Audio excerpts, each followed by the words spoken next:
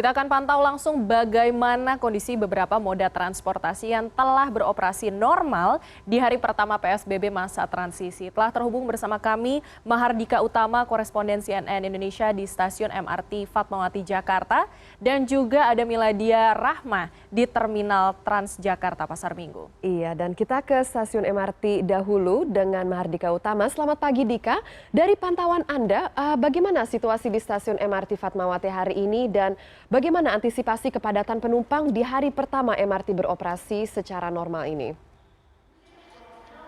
Ya, selamat pagi Amelia dan Sarah. Saya tidak bisa dengan jelas mendengar pertanyaan Anda, tetapi kalau kita bicara soal situasi kepadatan penumpang di stasiun MRT Bundaran Hotel Indonesia tempat saya melaporkan saat ini, memang belum tampak adanya lonjakan penumpang seperti yang diperkirakan setelah masa PSBB diperpanjang tetapi memasuki masa transisi.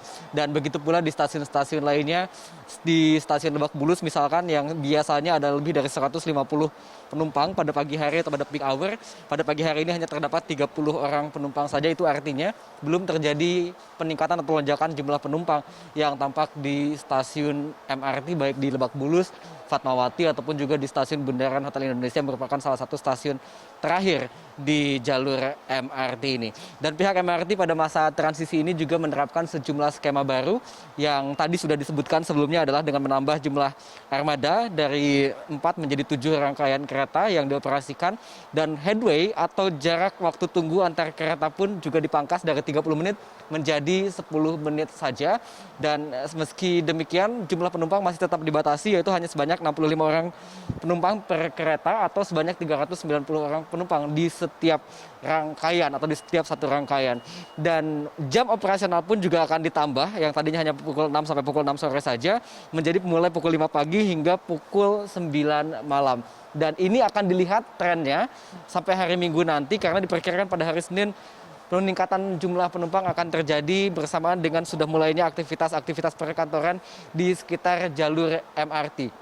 Dan nanti ketika adanya peningkatan penumpang, tadi saya mewawancarai William Sabandar, Direktur Utama dari PT MRT Jakarta, menyatakan bahwa pihaknya akan mengoperasikan 14 kereta atau 14 rangkaian kereta pada jam sibuk atau pada peak hour mulai pukul 7 sampai pukul 9 pagi dan pada malam hari ketika bubaran kantor. Dan pihaknya juga akan tetap mengedepankan protokol kesehatan seperti pemeriksaan suhu, lalu memeriksa jarak fisik antara penumpang mulai dari area tunggu, loket, peron sampai di dalam area kereta.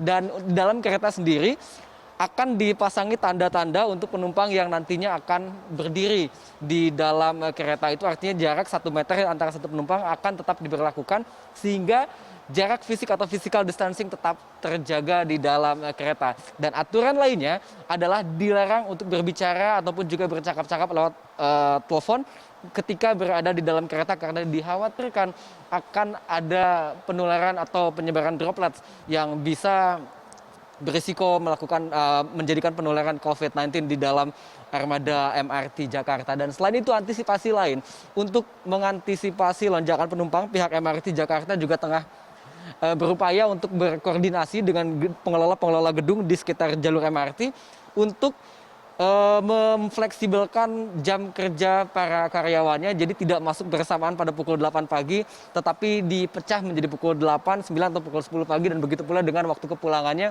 agar tidak terjadi penumpukan penumpang di jam yang sama. Amelia dan Sarah. Ya, terima kasih Mahardika Utama, koresponden CNN Indonesia yang melaporkan langsung dari stasiun MRT Jakarta.